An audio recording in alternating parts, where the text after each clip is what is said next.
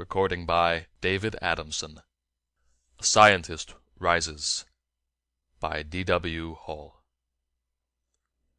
On that summer day the sky over New York was unflecked by clouds, and the air hung motionless, the waves of heat undisturbed. The city was a vast oven, where even the sounds of the coiling traffic in its streets seemed heavy and weary under the press of heat that poured down from above.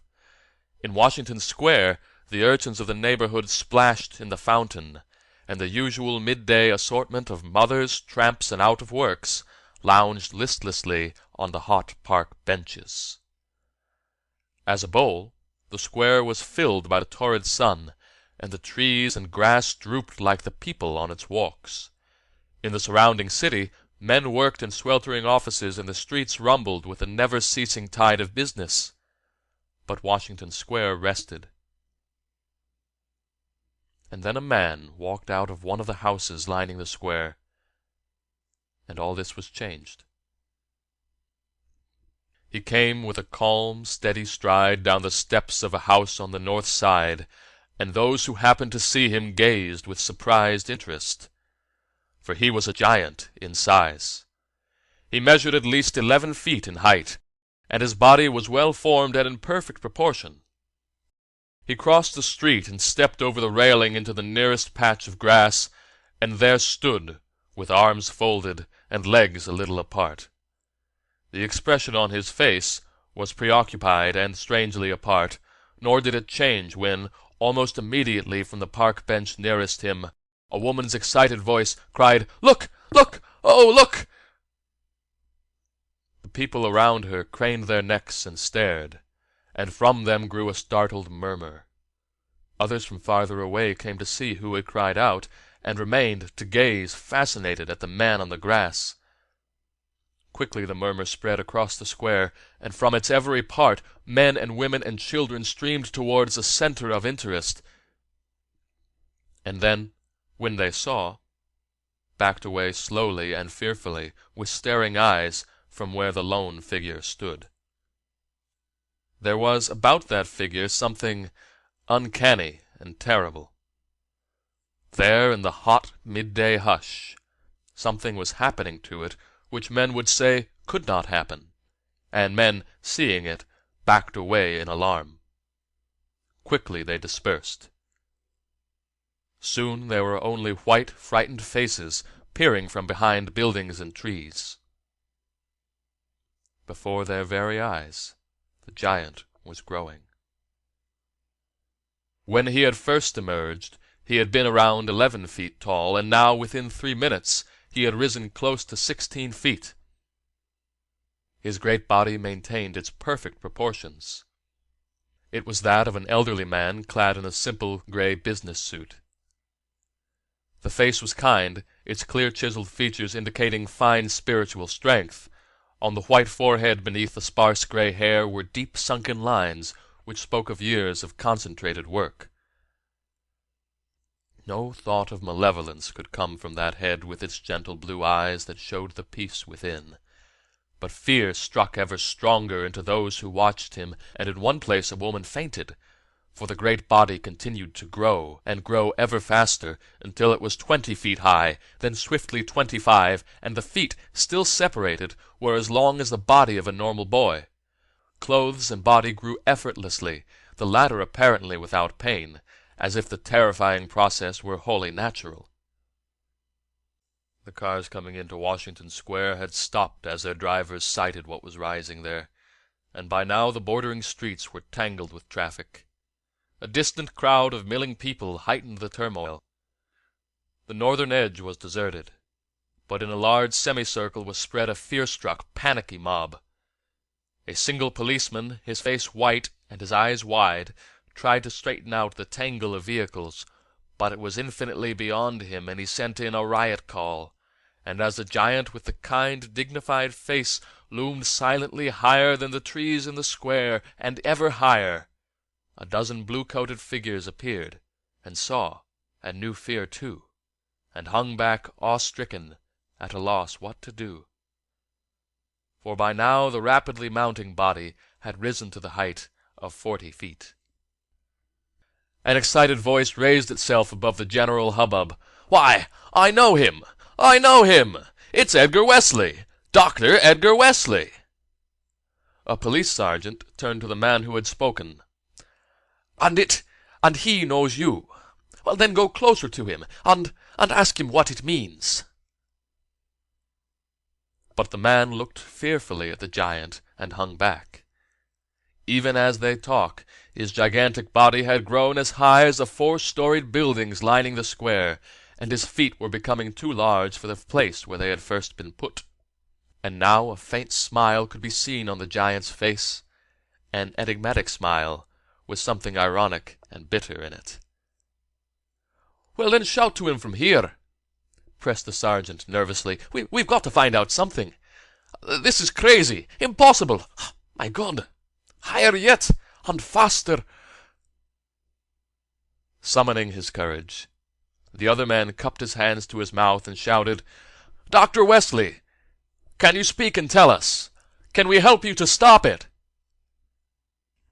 The ring of people looked up, breathless at the towering figure, and a wave of fear passed over them, and several hysterical shrieks rose up as, very slowly, the huge head shook from side to side. But the smile on its lips became stronger and kinder, and the bitterness seemed to leave it. There was fear at that motion of the enormous head, but a roar of panic sounded from the watchers when, with marked caution, the growing giant moved 1 foot from the grass into the street behind, and the other into the nearby base of Fifth Avenue, just above the arch. Fearing harm, they were gripped by terror, and they fought back while the trembling policemen tried vainly to control them. But the panic soon ended when they saw that the Leviathan's arms remained crossed, and his smile kinder yet.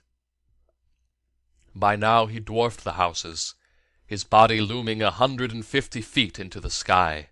At this moment a woman at the back of the semicircle slumped to her knees and prayed hysterically. "Someone's coming out of the house!" shouted one of the closest onlookers. The door of the house from which the giant had first appeared had opened, and a figure of a middle-aged, normal-sized man emerged. For a second he crouched on the steps, gaping up at the monstrous shape in the sky. Then he hurried down and made a desperate run for the nearest group of policemen. He gripped the sergeant and cried frantically, "That's Dr. Wesley! Why don't you do something? Why don't—" "Who are you?" the officer asked, with a return of some authoritative manner. "I work for him. I'm his janitor. But can't you do anything? Oh, just look at him, look!" The crowd pressed closer. "What do you know about this?" went on the sergeant. The man gulped and stared around wildly. He's been working on something.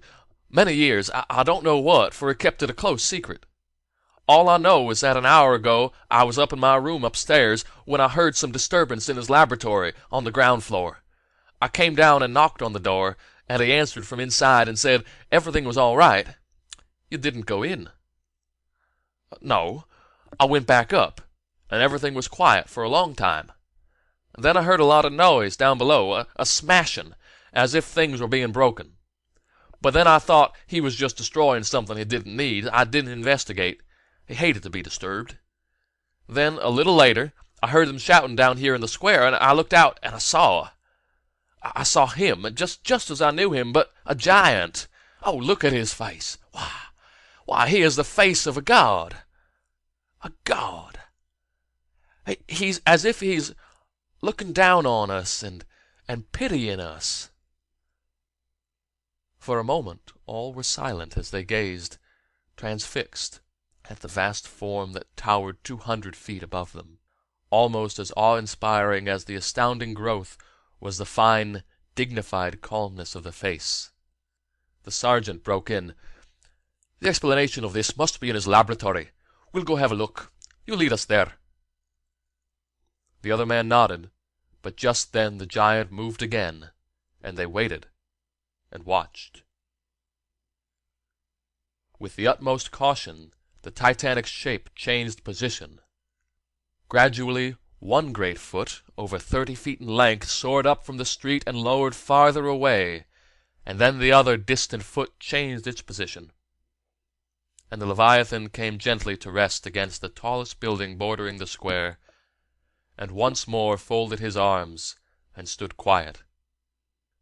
The enormous body appeared to waver slightly as a breath of wind washed against it. Obviously it was not gaining weight as it grew. Almost now it appeared to float in the air. Swiftly it grew another 25 feet, and the gray expanse of its clothes shimmered strangely as a ripple ran over its colossal bulk. A change of feeling came gradually over the watching multitude. The face of the giant was indeed that of a god, in the noble, irony-tinged serenity of his calm features. It was as if a further world had opened, and one of divinity had stepped down, a further world of kindness and fellow-love, where none of the discords that bring conflicts and slaughterings of the weary people of earth. Spiritual peace radiated from the enormous face under the silvery hair, peace with an undertone of sadness, as if the giant knew of the sorrows of the swarm of dwarfs beneath him, and pitied them. From all the roofs and towers of the city, for miles around, men saw the mammoth shape and the kindly smile grow more and more tenuous against the clear blue sky. The figure remained quietly in the same position, his feet filling 2 empty streets, and under the spell of his smile all fear seemed to leave the nearer watchers, and they became more quiet and controlled. The group of policemen and the janitor made a dash for the house from which the giant had come. They ascended the steps, went in, and found the door of the laboratory locked. They broke the door down. The sergeant looked in. "Anyone in here?" he cried. Nothing disturbed the silence, and he entered, the others following. A long, dimly lit room met their eyes, and in its middle the remains of a great mass of apparatus that had dominated it. The apparatus was now completely destroyed. Its dozen rows of tubes were shattered, its intricate coils of wire and machinery hopelessly smashed. Fragments lay scattered all over the floor. No longer was there the least shape of meaning to anything in the room. There remained merely a litter of glass and stone and scrap metal. Conspicuous on the floor was a large hammer. The sergeant walked over to pick it up, but instead paused and stared at what lay beyond it. "A body," he said. A sprawled-out dead man lay on the floor, his dark face twisted up, his sightless eyes staring at the ceiling, his temple crushed, as with a hammer.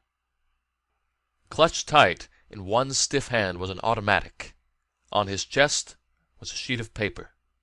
The captain reached down and grasped the paper. He read what was written on it, and then he read it to the others. There was a fool who dreamed the high dream of the pure scientist, and who lived only to ferret out the secrets of nature, to harness them for his fellow men.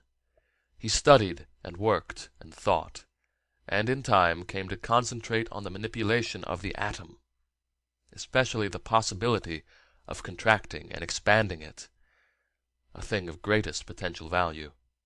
For 9 years he worked along this line, hoping to succeed and give new power, new happiness, a new horizon to mankind. Hermetically sealed in his laboratory, self-exiled from human contacts, he labored hard. There came a day when the device into which the fool had poured his life stood completed and a success. And on that very day an agent for a certain government entered his laboratory to steal the device. And in that moment the fool realized what he had done, that, apart from the apparatus he had invented, not happiness and new freedom would come to his fellow men, but instead slaughter and carnage and drunken power increased 100-fold. He realized suddenly that men had not yet learned to use fruitfully the precious, powerful things given to them, but as yet could only play with them like greedy children, and kill as they played. Already his invention had brought death. And he realized, even on this day of his triumph, that it and its secret must be destroyed, and with them he who had fashioned so blindly. For the scientist was old. His whole life was the invention, and with its going there would be nothing more. And so he used the device's great powers on his own body, and then with those powers working on him, he destroyed the device and all the papers that held its secrets. Was the fool also mad? Perhaps, but I do not think so.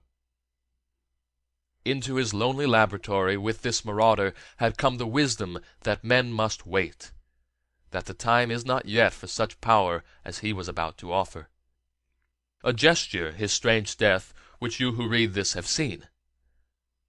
Yes, a gesture, but a useful one, for with it he and his invention and its hurtful secrets go from you, and a fitting one, for he dies through his achievement, through his very life. But in a better sense he will not die, for the power of his achievement will dissolve his very body among you infinitely. You will breathe him in your air, and in you he will live incarnate until that later time when another will give you the knowledge he now destroys, and he will see it used as he wished it used. Signed, E.W. The sergeant's voice ceased, and wordlessly the men in the laboratory looked at each other. No comment was needed. They went out. They watched from the steps of Edgar Wesley's house. At first sight of the figure in the sky, a new awe struck them, for now the shape of the giant towered a full 500 feet into the sun, and it seemed almost a mirage, for definite outline was gone from it. It shimmered and wavered against the bright blue like a mist, and the blue shone through it, for it was quite transparent. And yet still they imagined they could discern the slight ironic smile on the face, and the peaceful understanding light in the serene eyes, and their hearts swelled at the knowledge of the spirit, of the courage, of the fine, far-seeing mind of that outflung, titanic martyr to the happiness of men. The end came quickly. The great misty body rose. It floated over the city like a wraith, and then it swiftly dispersed, even as steam dissolves in the air. They felt a silence over the thousands of watching people in the square, a hush, broken at last by a deep low murmur of awe and wonderment, as the final misty fragments of the vast sky-held figure wavered and melted imperceptibly, melted and were gone from sight in the air that was breathed by the men whom Edgar Wesley loved. End of A Scientist Rises by D.W. Hall. Recording by David Adamson, Baltimore, Maryland, blog.drhrothgar.net.